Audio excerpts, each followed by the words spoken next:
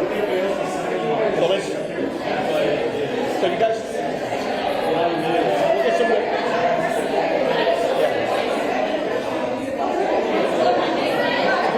Yeah, come on. Some folks, we got some folks on this side. Yeah.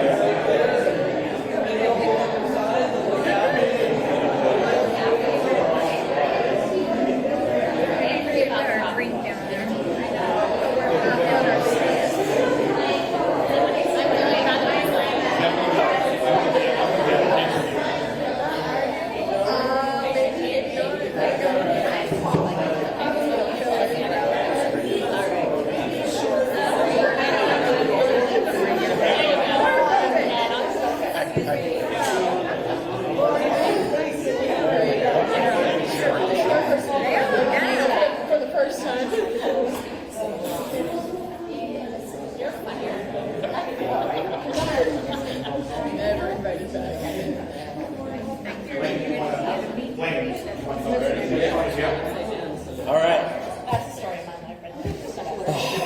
Good afternoon. Welcome. My name is Blaine Moffitt. I serve as the president of Butte County Farm Bureau. We are here today because as Farm Bureau, we have a long-supported citizen-led redistricting. Farm bureaus have a proven record of supporting citizen redistricting because it is critical for our rural and agricultural communities, ensuring that we have dedicated representative focused on our issues. Proposition 50 rolls back those hard-won reforms by putting the state legislature back in charge of drawing California's congressional maps, opening doors to political gerrymandering. Prop 50 will disenfranchise communities like ours here in Butte County, which is why we must speak out. You will hear from other speakers today on why Prop 50 is so damaging for agriculture and rural communities. California voters have constantly shown they do not support political gerrymandering. Supported by the California Farm Bureau, voters approved Proposition 11 in 2008 to create the Independent California Citizen Redistricting Commission for legislative districts. Then voters approved Proposition 20 in 2010, which required citizens-led redistricting for congressional districts, an effort also supported by the California Farm Bureau. The voters approved reform were important because they took the process of drawing maps for a secretive process in state legislature and created a transparent process where communities have a voice in how they are represented. Now, Prop 50 seeks to roll back the progress. Opposing Prop 50 is not a partisan issue.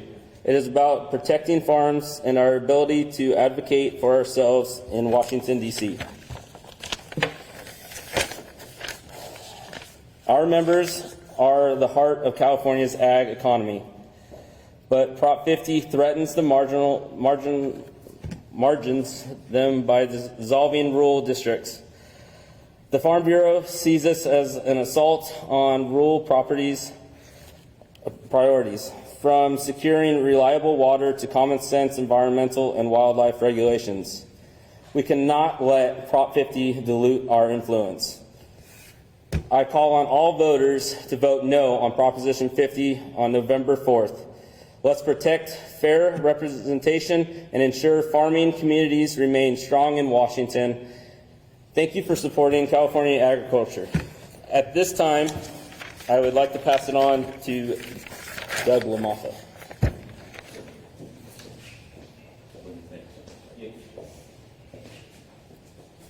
Blaine, thank you, and thank you to Butte County Farm Bureau for hosting today. Thanks for all these folks, volunteers and elected officials that have turned out here today to help convey this important message. That the people have voted 3 different times to affirm that they wanted an independent commission to do this job for them. Now, the last time the legislators actually drew it themselves was 2001, and the joke around Sacramento was it was called the Incumbent Protection Plan, because nobody lost a seat for a period of time except for retirement or maybe death. So is that really what people are looking for, is that kind of lack of accountability? So the people spoke. 3 different initiatives, 2 to place them on the ballot and affirm them, and then there's a third one that tried to peel it right back off in 2010. I think it was called Prop 27, to undo what they'd done in 2008 and was on the 2010 ballot. So cynically, somebody put that on, but it was defeated. The voters feel strongly, Californians feel strongly about independent process of drawing maps.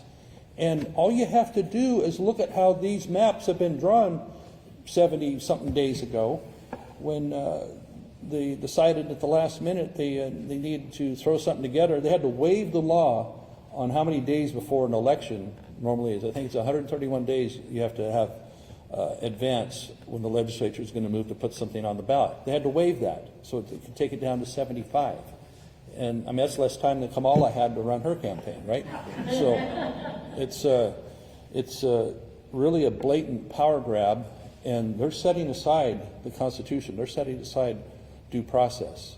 And I think every one of us would say, yes, we as Americans enjoy due process. We enjoy things being done correctly, done right, according to rules, according to laws, according to the Constitution. That's not being done here.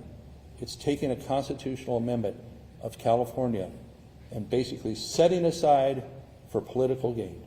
So we have, in this situation, and they're pretty open about it. Now, for a while there, for about a week, they were saying like, well, we're only going to do this, and we'll have a trigger on it if Texas does X. But then after a few days, we don't need a trigger, we just want to do it, okay? They wanted to just do it.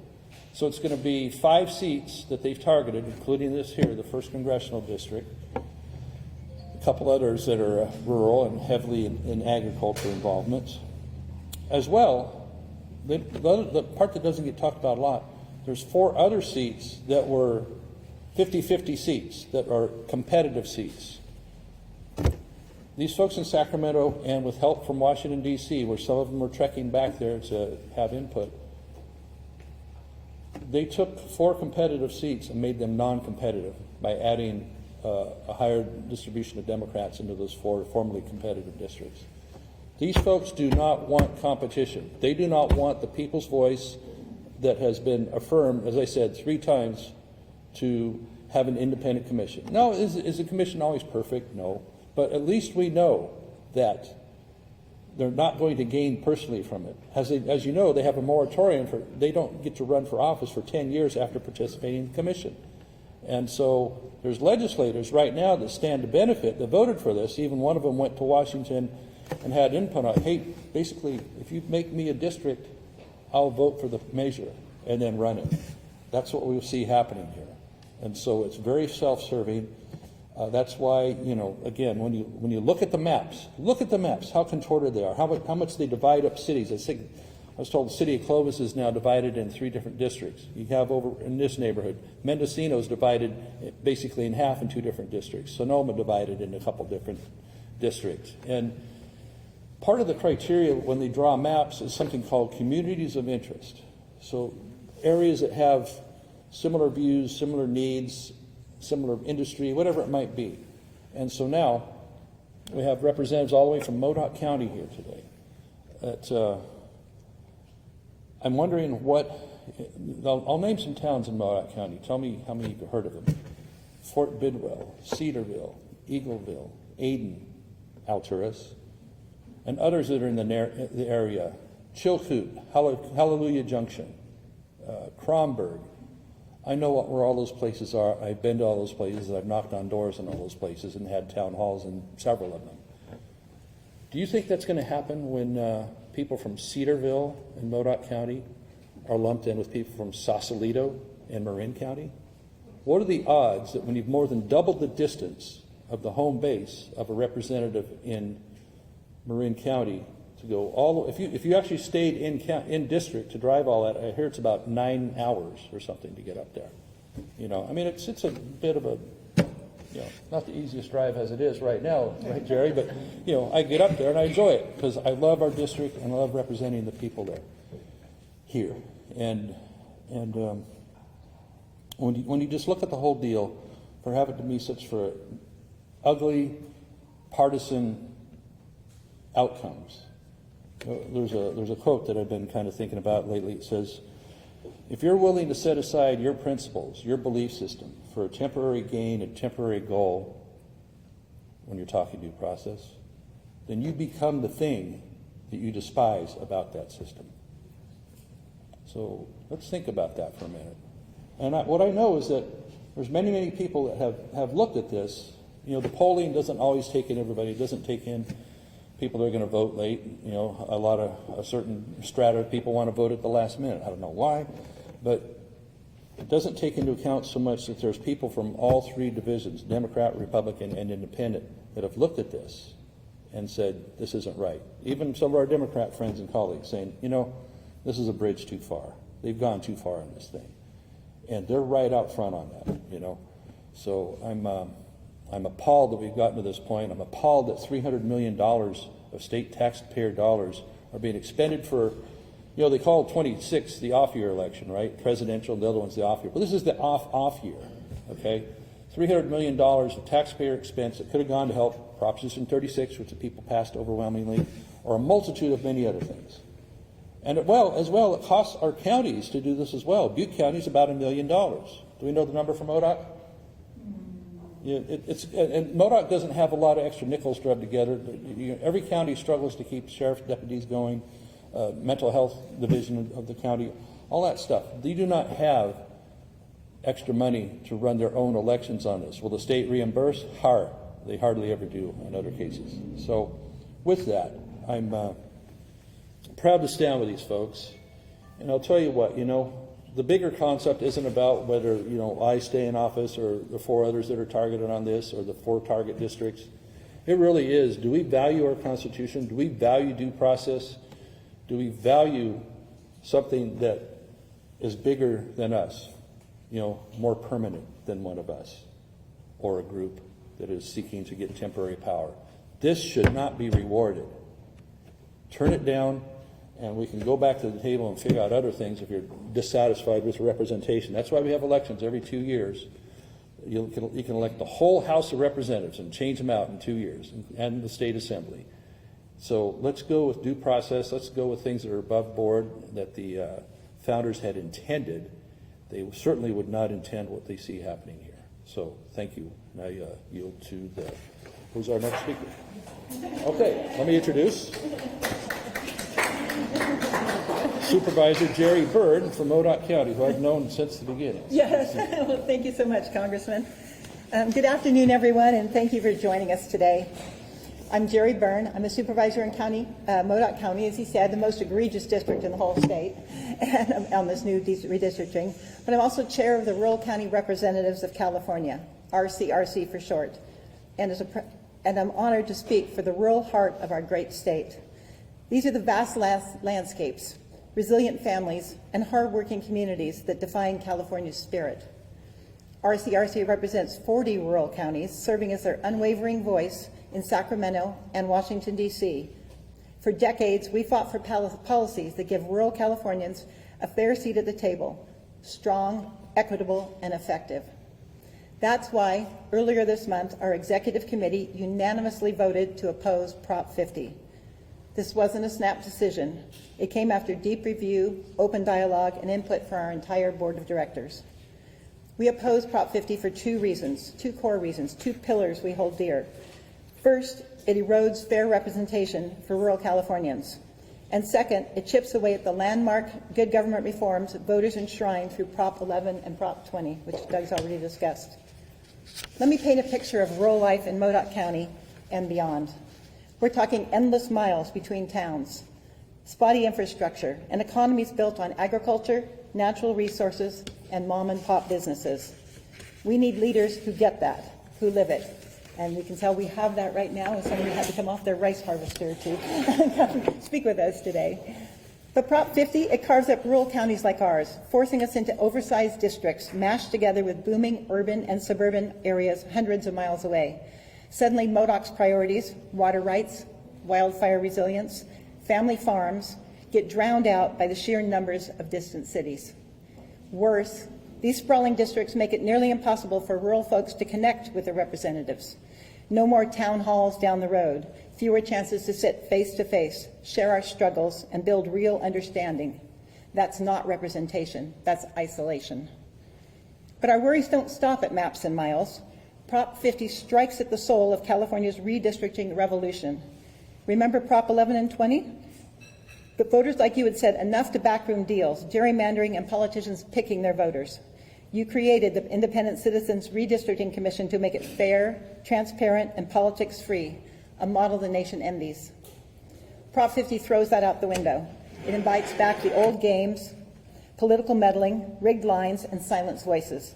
And let's be blunt, gerrymandering poisons democracy, no matter the party or place. It breeds distrust and buries communities like ours. That's why RCRC and I personally stand rock solid against Prop 50. Rural California isn't asking for favors. We're demanding fairness. So today, I urge every Californian, rural, urban, suburban, to join us. Defend the reforms that made us a beacon of integrity. Vote no on Prop 50. Protect our voice, our process, and our shared future. Together, we can keep California true to its promise. Government of the people, by the people, and for all the people. And at this time, I'd like to introduce my colleague, Greg Jones, the Tehama County Supervisor. Thank you.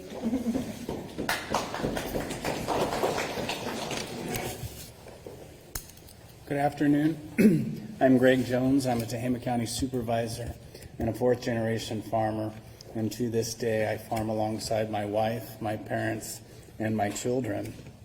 From both those perspectives, as a local official and as a longtime farmer, I can tell you that Prop 50 would be devastating for communities like ours.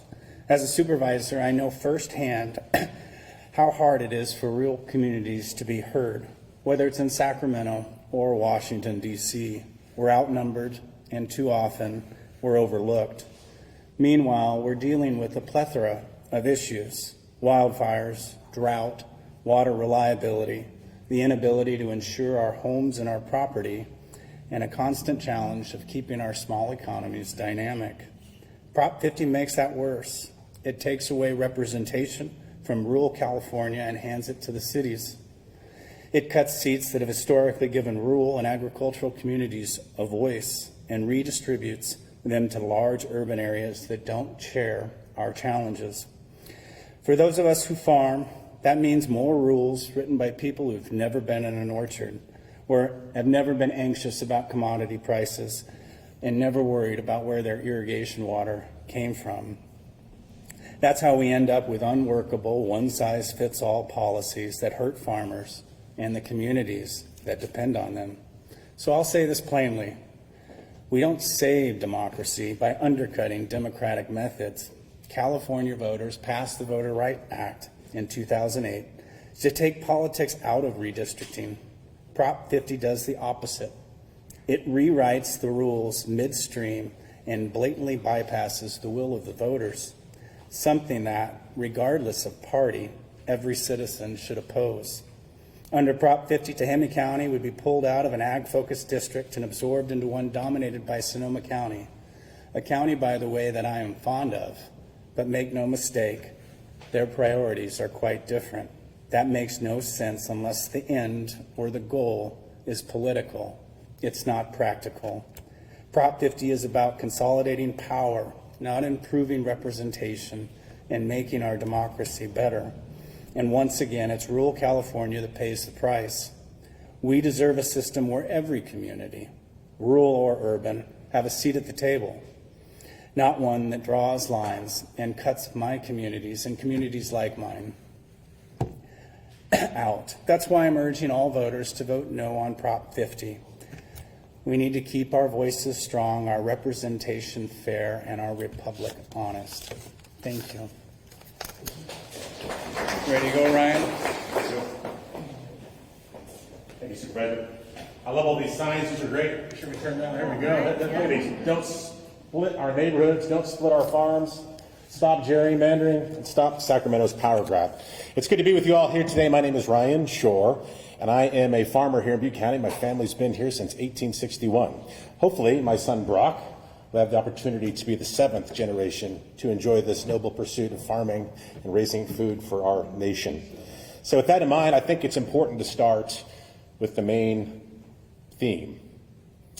We need members of Congress up and down California who will fight for our communities, fight for our farms and ranches and small businesses and our schools and the industries that sustain our communities, not fight against us.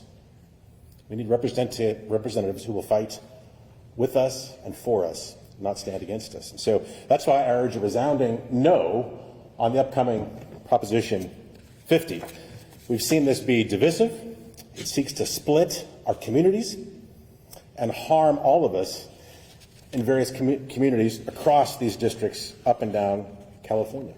Under Prop 50, it's simple. Farmers lose while politicians win. This is one of the most blatant attacks on California's farming community that I can remember.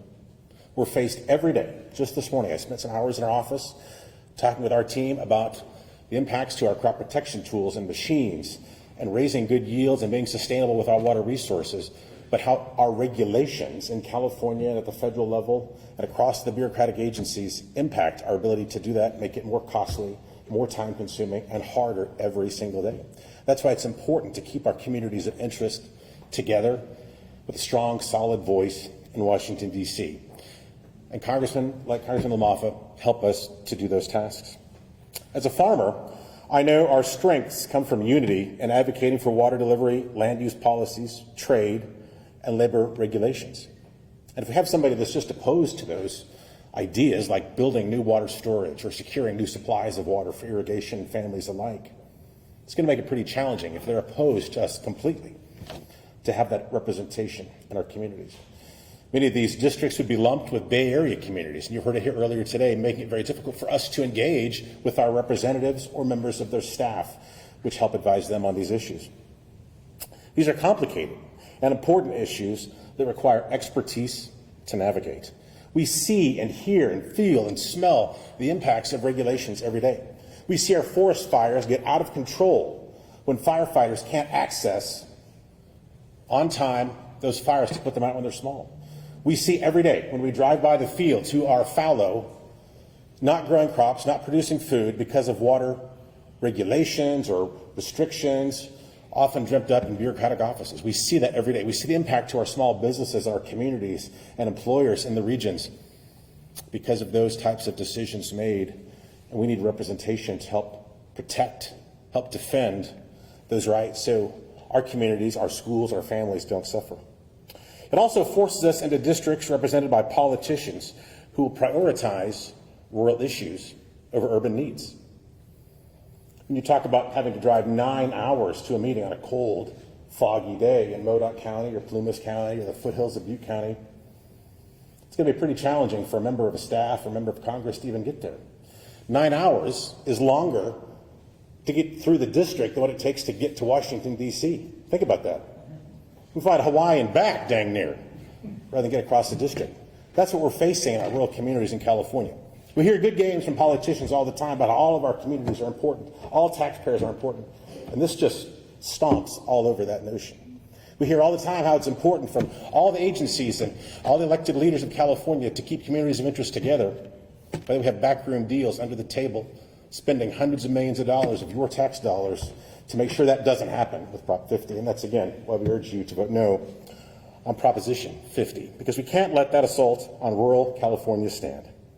Prop 50 ignores the unique needs of farming communities that feed our nation. And again, I want to close by saying vote no on Prop 50, and we need representatives who will fight with and for our communities, not against us. Thank you very much.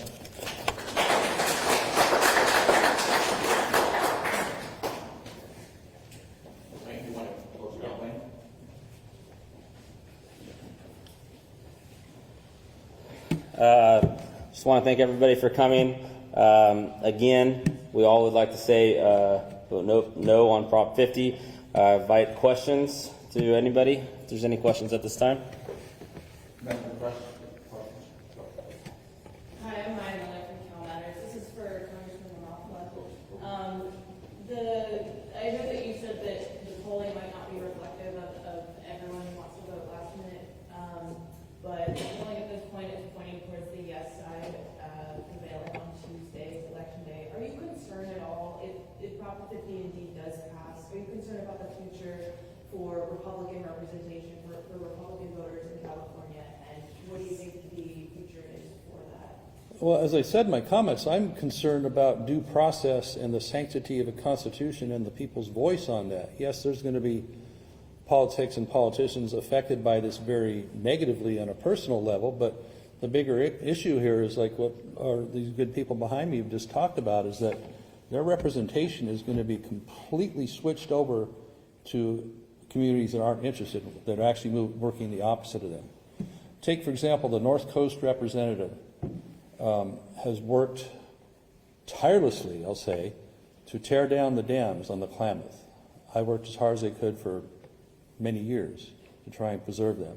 And those aren't the only ones that they want to knock down. There's more and more. Our water supply, as Ryan talked so eloquently about, it's constantly under attack for what people in urban areas and cities, as well as agriculture, big time, need.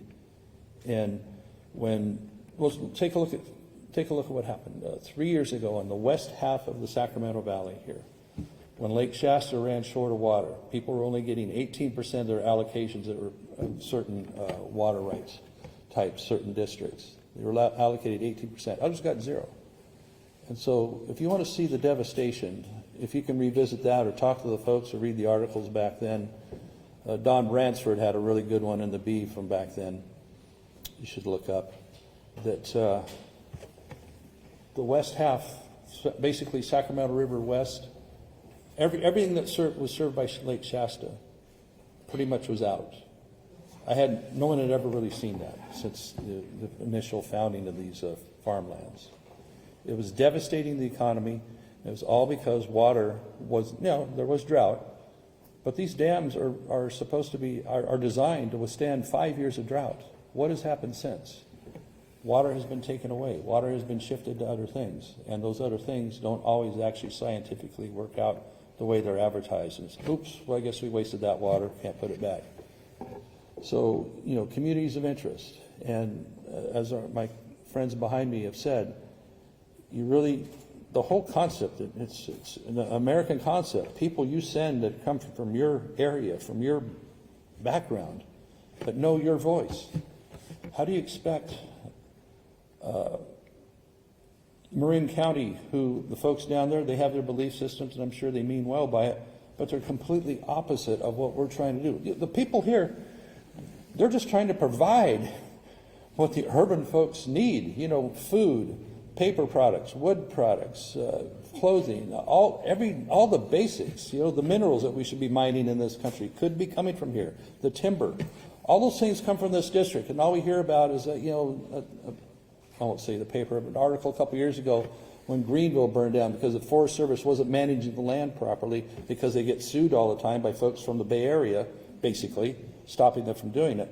The town of Greenville's gone. Paradise, but the town of Greenville, there was an article that said, well, why should we help them rebuild? They really shouldn't be up here anyway.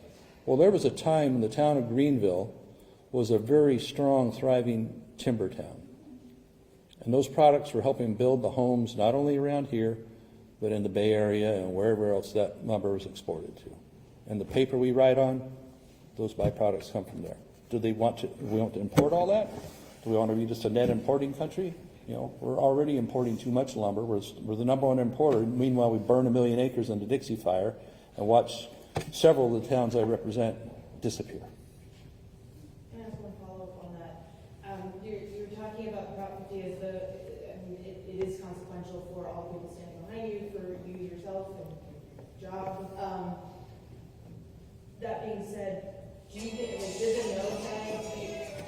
Hold on. Has the no side done as much as possible to put themselves in a position to win? What would you, if you could do it again? Do you have any regrets, or are you disappointed at all in how the campaign went in terms of the cohesion and the ability to get the message out? No regrets standing with these folks. We have a tremendous amount of volunteers, but I will tell you, we are outgunned on the fundraising side. I think it's at least 2 to 1. And there's money coming in from all over, outside of California, outside of our interests here. We all know George Soros dumped $10 million in against it. I think Tom Steyer dumped $12 million. What do they even care about California? other than the manipulation of the politics for them, which Soros is famous for. So I can brag that if there's 5 of us targeted and Soros has dumped 10 million in, I've got 2 million in Soros money trying to come after little old me, so whatever. But so we're outgunned by that. We're outnumbered. So our appeal is not on this partisan stuff, but on the due process, on does our Constitution matter? Does a temporary gain mean more for you right now in order to maybe snatch 5 House seats and make 4 others uncompetitive? They don't want competition. To take that away for this temporary win. And they say, well, it's only going to be for the next 3 elections, then we'll let the commission do its job. If Sacramento is emboldened by this passing, what will stop them from saying that in 2 years from now, well, that commission's kind of expensive and messy. Why don't we just go ahead and get rid of it all? Because we've shown the people don't care about due process. And they'll try it. There's a 3-to-1 ratio of Democrats to Republicans in that state legislature. They can pass anything they want. And that's what happens to us. A bill passed just recently to declare a permanent drought on the 2 main rivers up in Siskiyou County that farmers depend on to be able to pull water. There's a bill says you have a permanent drought. The conditions of water you get to draw are always going to be under drought conditions. Well, how the bleep does you get away with that? Because they had flooding on one of those, or maybe both of them during the last winter. They're flooding, and they have a drought declaration going on them. That's because people in Sacramento don't give a rip about it. The guy on the North Coast, he's going to do all they can to eviscerate agriculture. He doesn't care about agriculture. The guy from Sonoma County, I don't know much about his record, but everything that's gone on in Sacramento as Senate leader, you could attribute to his leadership along with the governor. And so all these policies that have devastated rural California, agriculture, timber, small towns, the ability for us to afford to keep gasoline in our cars, those policies all emanate right out of Sacramento. And they're completely opposite of what nobody around here, I won't say nobody, few people want to be forced into buying an electric car. The big rig truck I was driving a while ago, there's no way in heck I can afford to replace that with a $250,000 electric truck that only runs 3 hours and have to go charge it up again. The choices others make with these la-di-da, pie-in-the-sky idealism don't really work on the ground here. In the case where Prop 50 does pass, how are you looking ahead in 2026 in terms of re-election campaign? If Prop 50 passed, your district will look very different with a lot more Democrat voters in the district. What is your thinking in terms of protecting your seat? And are you expecting that the National Party will help you protect your seat in the case that Prop 50 passes? Well, first things first, we're going to defeat Prop 50 is our goal. And National Party stuff, that's on down the road. But you know what? I don't run away from a fight. So they can cheat, they can rig, they can do whatever the heck they want. I'm not running away from the fight. Either way. Could you react to what the governor said recently, essentially, that some of these complaints that you're talking about should really be addressed to Texas Republicans or the Trump administration, because like he says, they're the ones who started this fight. How would you react to that? They didn't start anything when a court made a ruling there that Texas has several districts that were drawn extremely out of compliance with, they took Voting Rights Act and turned it on its head and drew extreme districts for racial outcomes in Texas there. There's, I think, 4 districts, if I understand correctly, on the border. And that's what started the whole thing. And so my understanding is the Democrats sued to have them become even more skewed, and they lost that case, and the court pointed out these districts are already too far out of line. I believe the Supreme Court will be taking up and ruling on that pretty soon, that you can't draw lines just to ensure a racial outcome. That's rigging districts. And I've never understood why that was allowed anyway, because how can you align a district against one group or another instead of drawing the lines as they make sense? Communities of interest, geographical boundaries, things that make sense. And the geographical boundaries alone, as well as the communities of interest, are so badly violated. Just look at the 2nd district that MODOK, Cedarville with Sausalito. How does that even make a lick of sense? And the battles we have, Ryan, underlining water supply. Tomorrow, I have a visit up in Aden. Anybody know where Aden is? It's in the corner of Modoc County. To meet up with some ranchers. on this wolf situation. They're being devastated by wolves introduced by folks that sympathize in, that are primarily from urban areas or lean left or whatever. And hey, it's all fine and dandy, but you know what? The gray wolf shouldn't even be on the endangered list. There's tens of thousands of them in the upper Midwestern states and Canada. It's not like we're not going to have the species. So they think, well, what? That'll be a kick. Why don't we just dump them here in Northern California and we'll call that an endangered species here that has to be recovered. Well, we have a giraffe problem in North America too. We're missing the giraffes. We need to make a giraffe policy and start introducing and make a lot of special habitat that nobody can use for the giraffes. Go ahead. Just a quick follow-up, just so I'm clear. Are you saying you don't think these latest efforts in Texas are gerrymandering? Well, I'll allow this, okay? There was a need to correct the districts, according to court ruling as well as the Department of Justice one. And so in Texas, the legislature draws the lines, right? It isn't a commission. They're not violating the commission. They're not violating a constitutional set of rules put in place by voters or what have you.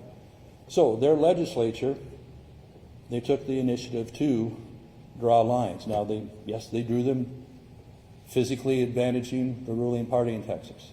Okay, so do they in Massachusetts and Vermont and a whole bunch of other blue states back there that have, I think there's a total of 21 representatives in those New England states. 0 are Republicans. So, and for me, it's not for me to say like, well, you should have a proportional amount on everything. Like, no, let the voters decide. But when you can skew it that far, after this happens, you know, California has 52 seats currently. Next census, that number might drop.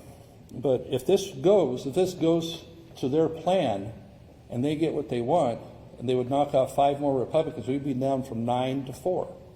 4 out of 52 in a state that has at least a 35 or so. So how many? 40. Okay, so a pretty good proportion of Republicans still are here. You know, my colleagues wander back east sometimes when they see the stuff that happens.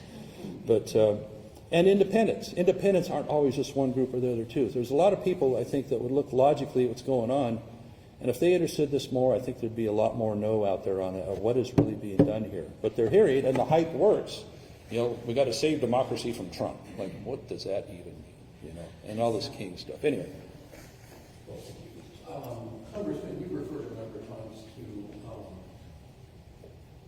democratic process, and the voters enacted. I didn't say democratic because we're a constitutional republic. I just talked about due process. Yes. Okay. The voters established the commission, and now they're being asked to vote on whether or not they want to temporarily suspend that. Is that somehow not democratic? Well, it's been crafted very cleverly in a very short amount of time. They had to waive the 131 days, so there might be more review. They took it down to 75. And they're putting this document out there that people, you want normal people to, and not that they can't, not that people aren't smart, but are they going to sit down and analyze maps? You know, Newsom says, well, we'll put the maps right out there for people to look at. You know, we got to show them. We got to make sure that they see it, that it's to scale. You know, whatever that stuff he says. So the con job that's being done on this is just amazing. And so, the voters can look at the maps, review. They're not going to take the time to do that. That's why we are a representative republic. We're the ones supposed to figure that out, and people are supposed to trust us to do it right. And so it's probably unconstitutional that the legislature is even fooling around with the maps to begin with. It's like, you know, I'm going to get a cookie out of the jar and have it half eaten and ask my mom permission should I have had that cookie. All right? And so that's what's happening here. They're drawing maps. They went back east. They got the DCCC to help draw them for them and some professional map makers that know this stuff. And so they're doing it, even though these propositions the people pass prohibit legislators from doing mapping. So that's something that's going to be tested. Maybe after this election, another court test will happen on that. But if it's a state court, I don't know they'll do anything on it. A federal court might look at the effect on federal government, federally elected representatives. Who knows? So just because you have the cookie half eaten doesn't mean you get to get the permission afterwards. Last question, and then we do interviews afterwards. You said the no side is being outgunned financially by the yes side. if that's true, then where are the big conservative donors? Where are the big Republican donors, national donors? What happened to that $100 million that Speaker McCarthy said he was going to raise? Has the California Republicans been basically left out to dry by the National Party? No, the National Party is helping. There's a lot of people helping, but the volume of money, you know, it's we have to work pretty hard. You know, we work hard for the money, right? And it seems to come in so easily to the left now. You know, the Act Blue has all sorts of corruption going on in it, and you get a few billionaires who write $10 million checks. It adds up pretty fast. Ours has been, you know, we've had some really good $100,000 donors and $50,000 donors, and some, you know, Mr. Munger's put a lot in himself. You know, he's one of our, you know, angels in that regard, but we don't have the same number of big donor angels, if you want to call them that the left has so cultivated so well. And I wonder about that, because these policies so many times are against, they're kind of anti-business for the people that represent big business, you know, with the tech folks and all that. But I don't know, they've checked their values at the door on that because they want to be on, it's something I don't understand. So. There's no shortage of Republican money, like big donors nationally, and so you mentioned that the yes side is getting a lot of money nationally. I was just wondering if you thought there was a reason why there's not a lot of national support coming in. I think a lot of it is understanding it, you know, and we get the point across, but people are like, well, it's a little vague. I'll give the Democrats something. They are very good at organizing, and they're very good at when the phone call comes in, they act. They don't ask questions pretty much. They're kind of used to being told what to do. Republicans are a little more independent of that. Like, you might note that from around here. We don't really like being told what to do. We don't like when someone says compliance, right? Stuff like that. Thank you so much. Okay, thank you. Thank you.